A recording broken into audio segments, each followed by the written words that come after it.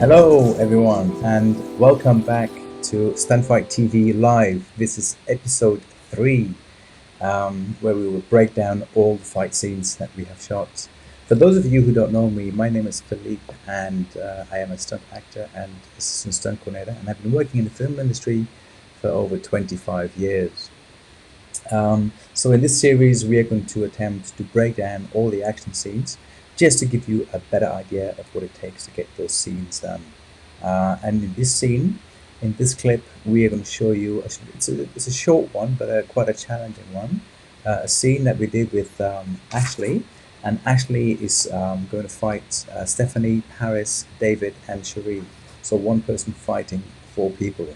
Now, doing this kind of stuff is quite challenging because, as you'll see, there are different ways of filming a fight scene with multiple people, and yeah, it is quite challenging. So without further ado, let's have a look at the scene, and then I'll break it down as we go.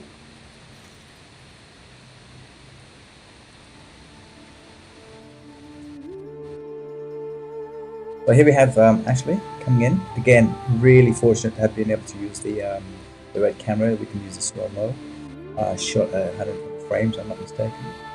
So here we have, it's not actually a sword, it's an umbrella. And I was really lucky because I was went to Movie World one day, and in one of the shops they had these samurai sword umbrellas for sale. So I bought quite a few because I knew I wanted to do a scene with umbrellas. There are quite a few Hong Kong films that use umbrellas, and we did look at a couple as a reference point for the scene that we did. And one of them was Iron Monkey with Donnie Yen. So Iron Monkey was done by Yuan Wu Ping, and he is an absolutely fantastic and extraordinary action director. If you go to my YouTube channel, there is an interview with Yu Ping. So go to my YouTube channel, Action Movie Makers Training, and look for the interview with Yuan Wu Ping. It is absolutely a great interview, and he talks about the philosophy of action and how he became an action director. So something really, really worth checking out. So yeah, we also looked at Once Upon a Time in China with Jet Li. There's also a really cool umbrella scene in the film, and also Kingsman, the umbrella scene in the pub, which we looked. So what we do is that we kind of know, look, we want to do an umbrella scene. We want to fight multiple people. We look at a few reference films. Then we kind of figure out the choreography that they are able to do, that the actors are able to do.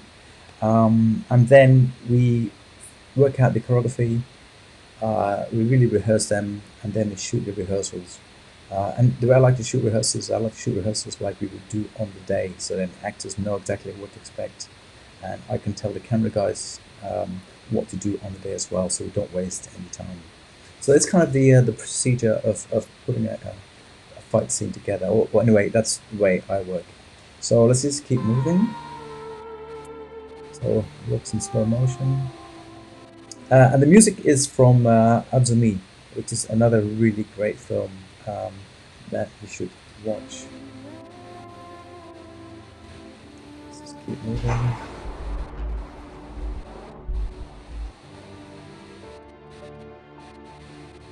So again, a really nice little tracking shot. Let's go back. Now we had the camera on a track, and the surface wasn't completely flat, it wasn't completely even, so it was quite bumpy. So I had to use a stabilizer in Premiere to actually stabilize the whole shot, and it worked absolutely seamlessly. So it looks like the camera isn't shaking at all. And Ashley's timing of turning his head is brilliant because he's looking, now he sees that, he knows that someone is there around him as the 4 come into shot. That's the famous umbrella shot. So let's break it down a little bit more. So this is what I was saying, how challenging it can be to shoot a scene where multiple people come into play. So what we've done here in the first one is that you will see that the camera is moving to reveal and unreveal the performers coming into shot. So there's camera movement. So the timing of the actors has to be on point, and the timing of the camera person has to be on point as well for the whole scene to work. So if you look at the camera move again, let's have a quick look. Okay, so the camera reveals the performers coming in and out of shots. So again, we did quite a few takes to get to the scene, and I was actually really happy how this one turned out. Turned out really well. So we did obviously the, as you can see, it's an umbrella. So the umbrella in the foot, which I do in a lot of Hong Kong films. Then we have Stephanie do a nice kick. Again, we have the blood being spat, not actually spat out, but breathed out. You've got to breathe the blood out. And as you can see, let's go back a little bit more. As Sheree spins, see her leg coming up. So this, again, this is actually my hand in her shoe, going and hitting Ashley's face with my hand. Again, a really good trick that you can adopt as well. I love the scene of Stephanie where she looks at the reflection. As you can see here, there's a bit of a skip in this one. Let's go back a little bit more. We have a little bit of a skip.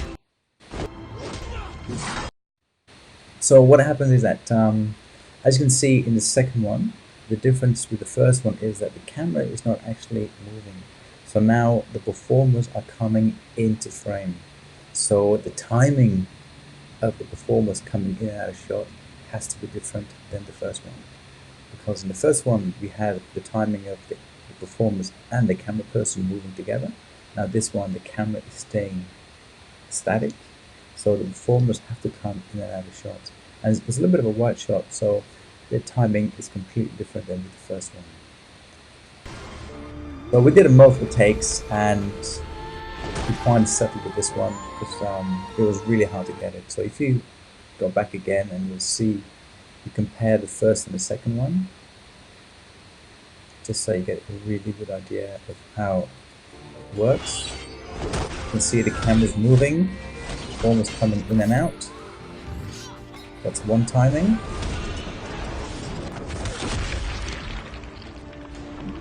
And then we have the second timing where the camera stays static and then the performers come into frame. Again, a different timing and different way of working.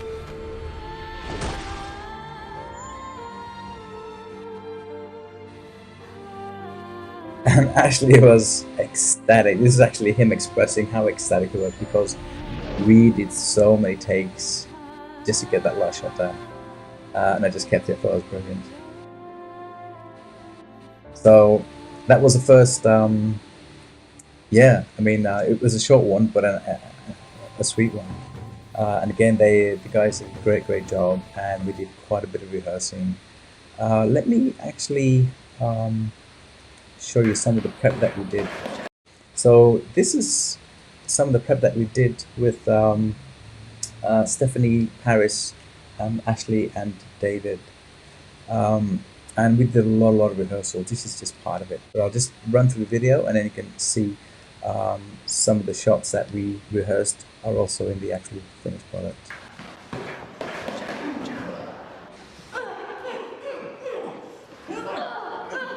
We use protection as well.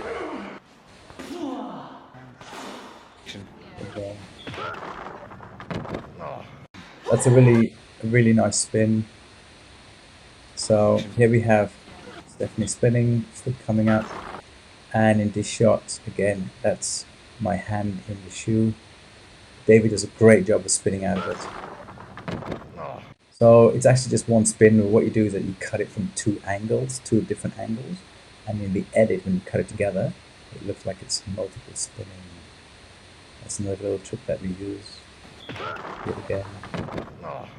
And sometimes I use 3 different angles, you know. So when I shoot stuff, I always think in threes. So every punch, every kick, you always think of 3 shots that you can do, and then in the editing, you can combine the 3 shots together. Or if 3 is too much, you can combine 2 shots together. It just gives it that little bit more dynamic in the shot, as opposed to shooting in a wide shot or in a master shot. And that's why I kind of stay away from master shots as much as I can. Actually, I don't ever shoot master shots. I just like to shoot in middle segments.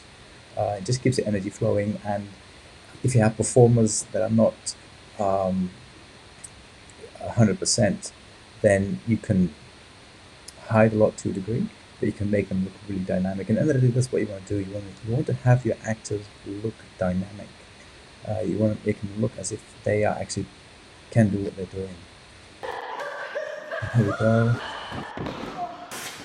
As you can, if you remember from episode 1, it's definitely going into the water. So let me just run through it again quickly. So we have a bit of choreography. Now in the first one, she doesn't actually go over.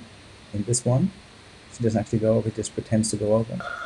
And in the second one, what we do, we put the trampoline down, and then she bounces and goes over, so she gets that height.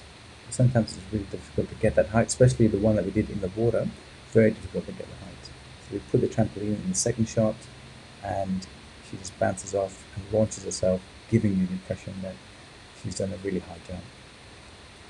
Let's go through that again.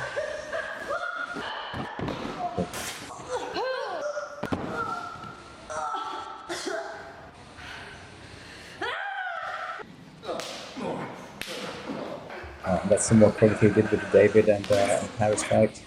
But we tried multiple choreography, we did different things, and then we settled on the one that we did, which is like the alley scene in SPL. Okay, that's one thing. Let's look at another rehearsal. So we did rehearsals with sticks quite a bit.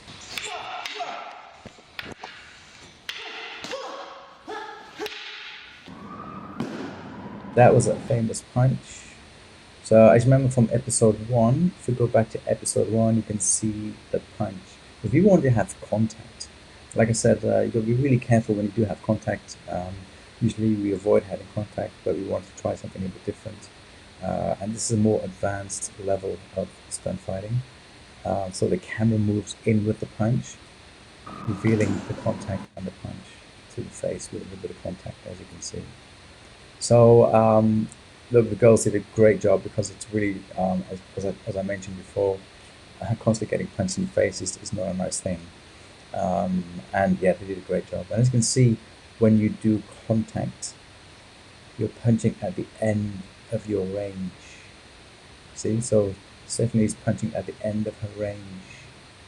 So even if there is contact, you're kind of minimizing the impact, but it still looks pretty amazing. And with the sound effects and the blood coming out, it looks absolutely great. So you're punching at the end of your range. So that's one way of doing it safely. So punching with contact, but doing it safely. So here we rehearsed multiple people coming in and out of shot. So as you can see, the way we work with multiple people coming in and out of shot, so David gets rid of one guy, second person gets rid of that, gets rid of the third person. Now at this stage, his back is towards Stephanie, who's on the left of the screen. Right now, when Stephanie comes in, what she has to do is to do an audio cue, so that David in the middle knows that someone is coming from behind him. So that's how we work when doing shots with multiple people. We work with audio cues. So when your back is turned to someone, you know a fist or a stick or whatever is coming to you when you cannot see it, and then you can duck out of the way.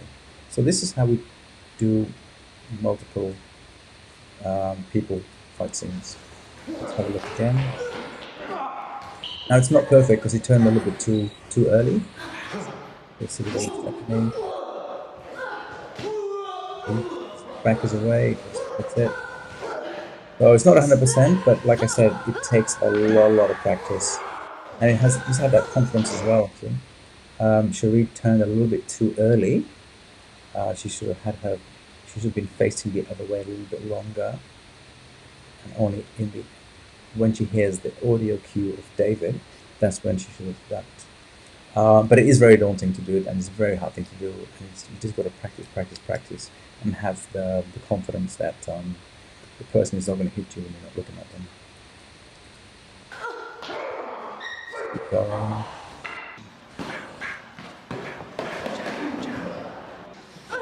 Cool. So with those kicks, so again, we always use protection on the shins and on the chest, because if you're not properly trained, you don't want to actually punch someone and hurt someone, and even when you're using protection, sometimes you really can do hurt someone. So I always use as much protection as I can to protect the actors, because safety is paramount, and like I mentioned, a good performer is someone who goes to work the next day. So safety is paramount. So in there we did a bit of camera work where we start with a wider shot, and as the other kick comes in, for the last two, we come in and swipe the camera from right to left. So what we're doing is that we're increasing the impact of the kicks. So then kind of works with the kick.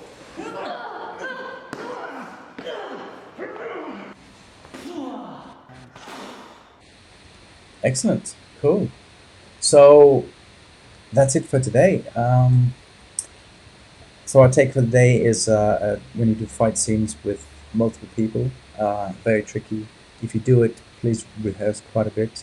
And like I mentioned, you can do it in two ways, or there are probably more ways.